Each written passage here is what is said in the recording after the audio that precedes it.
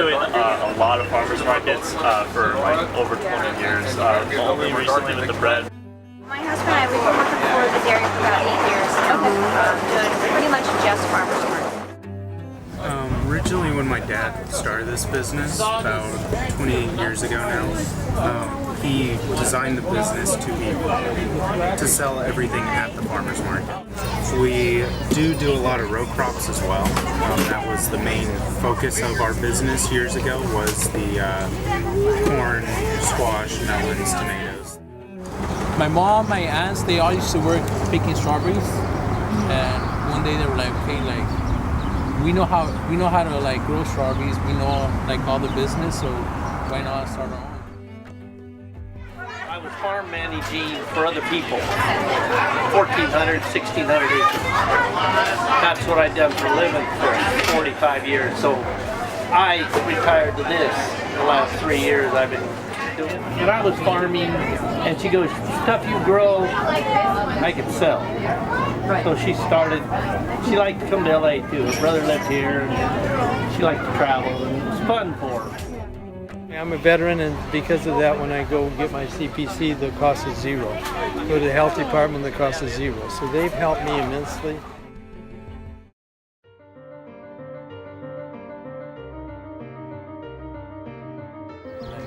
Since we don't have a lot of produce, like, you know, sometimes like Driscoll's or like other big companies, they want like mass productions. We can't supply them with what they're demanding. So for us, farmers markets are very important because we can supply them based on what we have. We do depend a lot on the farmers markets. That's what we pay the employees and keep the business open, you know. I would say it's a majority, for sure. Outside of the farmers markets, we have restaurants we wholesale to now and stuff, but the business model was designed for farmers markets. It's very important because we can sell here without barcodes. We just have to have our CPC.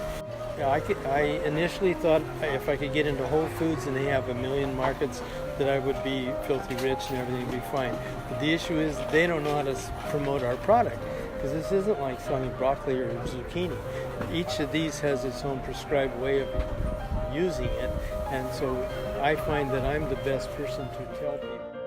Farmers markets are probably the most important thing for most farmers, period, especially small ones, because we can't compete with the organic commercial guys. So last year it was somewhere between 40% to 45% of the actual farm's product going to the markets. We actually do a lot of distribution to grocery stores. If we were relying solely on farmers markets, it would kind of matter. For us personally, this is a very, very small part of what we do. Mainly for us, we do them just kind of like to have like a direct sale with the people that are buying our things in like Whole Foods and like larger clients like that, because you know, then when they see our stuff on the shelf, they can kind of relate it with an experience they had at the farmer's market.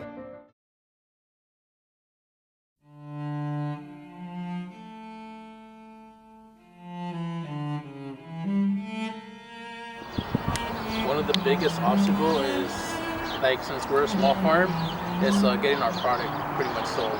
Yeah, it's very tough. You don't know what's going to happen next. We have a lot of strawberries, so sometimes we can't sell strawberries like that. We have to find like other people who are buying our strawberries. We've seen a lot of new farmers markets open. So there are more farmers markets in the area. But I'd say that it actually has driven some of the sales down for a lot of the farmers. So I know, for example, these guys right here in Fort Bella, they actually stopped doing one of the markets because their sales were down. The market's become very heavily saturated. A lot of the same things. I will agree with some of the other vendors. It has become oversaturated, and we've run into a problem like probably about 5 years ago. My dad would have been the only one here with beef and pork and items such as that. Now we have 5 people here. Another thing that's kind of happened with the oversaturation, not within the markets themselves, but the amount of markets there is now. There used to be only one for each day of the week, or maybe only 3 throughout the week, and now you have 2 going on almost every day. In my might turn into something later where you almost have to do 2 farmers markets to equal what one would have 10 years ago. I would say probably anywhere from 10 to 15 years ago it wasn't so saturated, but then we started noticing people are getting into it.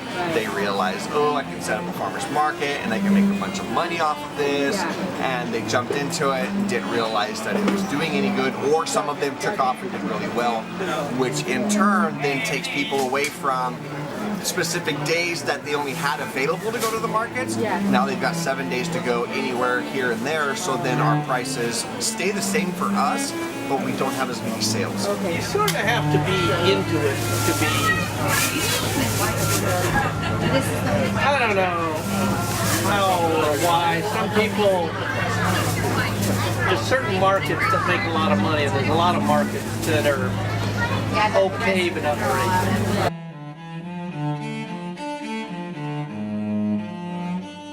The most difficult thing that we face just as a company really is like just labor. Labor for staffing our bakery. Not so much like, you know, farm labor, because usually that's contracted out, but yeah, for the bakery it's been a struggle finding people. Probably because the hours are really weird. It's like, you know, basically they bake all night long because, you know, all of our delivery routes and farmers markets are early in the morning. So that's probably part of it, and you know, I don't know, there's maybe not a lot of people that are looking for that specific work, you know. Hiring people 3 days a week, it's hard to find people that want to work.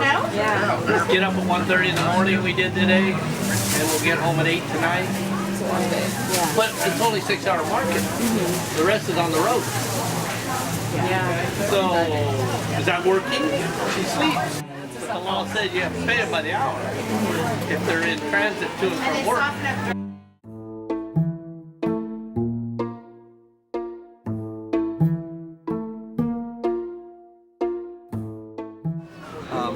Having to keep up these certifications are probably one of the biggest barriers for most organic farmers. That's why a lot of them will go away from the paperwork, and you just hopefully build that trust with the customer in order to know that yes, they are using the right things to keep it organic, but they're just not certified. The other issue now, I think, is a lot of these commercial farmers are actually starting to get into the organic industry. You need a lot of money to become certified organic. It's hard. It's hard. From my understanding, like they have to come in, test the soil, make sure it's like free of like it's basically like no chemicals in it, and then from there like they have to come in like I don't know, like once in a while, like keep coming and keep on testing it and make sure it's still organic, and it's very different. And we're also working on another farm that's smaller, and we have greenhouses over there, so it's more like, I think it's more likely for us to be certified at the other place. And this one, I don't know if you guys can see, like we're close to like this farm right here, so like they use a lot of pesticides and. Oh, then the wind blows over. It's very hard to get organic certified that way. When you make only one product, you can have inspection for organic and everything will be fine. You have a separate inspector for organic. But when you have hundreds or thousands of products and a few of them are not organic, then the inspector will say you're going to have everything organic, otherwise you cannot certify you. Aspects. We do feed them certified organic grain. We cannot justify the cost because they charge us per animal. Oh. We cannot, like for our egg-laying chickens, we have like 500 of them. So if they're charging us $1 per bird per year or something, but we have a heat wave that comes through, wipes out, say we lose 100 birds or something. That's probably a little extreme, but it's one of those things you have to try and factor for. And now you've paid $500, but you only have 400 bird produce. It's definitely easier because you just have to have the land certified, and you have to have the seed has to be certified or untreated if you can't find certified. And it's mainly just about doing all the paperwork and having the costs down for that. A lot of those people that are like, "Are you guys certified?" Like, no. And sometimes they don't believe us. They're like, "Okay, you guys are not. If you guys don't have the certification, I can't trust you guys because, you know." for most people, they just have one particular thing they're looking for. Like for our chicken, a lot of people will be like, is it free range?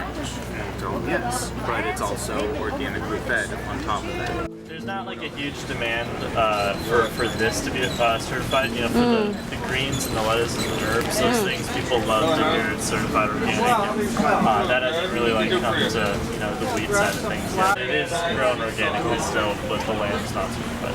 I'm sure we'll probably do it eventually, but for now, we'll just kind of keep it how we're doing it. This is a relatively new business. It's always an initial, for like us to have a certificate that says already certified organic.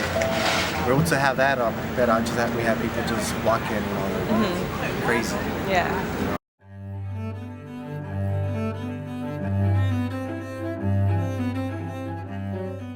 For the most part, we don't use any pesticides. Since we're close to the trailers, it wouldn't be right for us to be using hard chemicals because there's kids and older elderly people living over there. Being organic, it's kind of secondary. Most people are concerned about the welfare of the animals. We do the organic on top of it because that's what my family firmly believes in and started doing 28 years ago.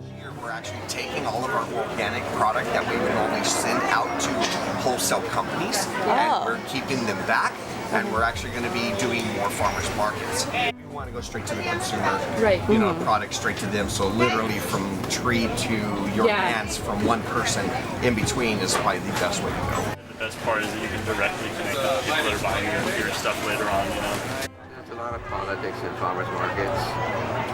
I learned everything at the farmers market because I talked to people and I got response. Nowadays when customers come, before they show up, they're already smiling. It's what makes me go. So we're constantly changing, so we do what's called Kandarian's kaleidoscope. We twist the ends and change the tops to show you on Instagram. We're teaching people and making content. I really think there's no benefits, but it's a good job.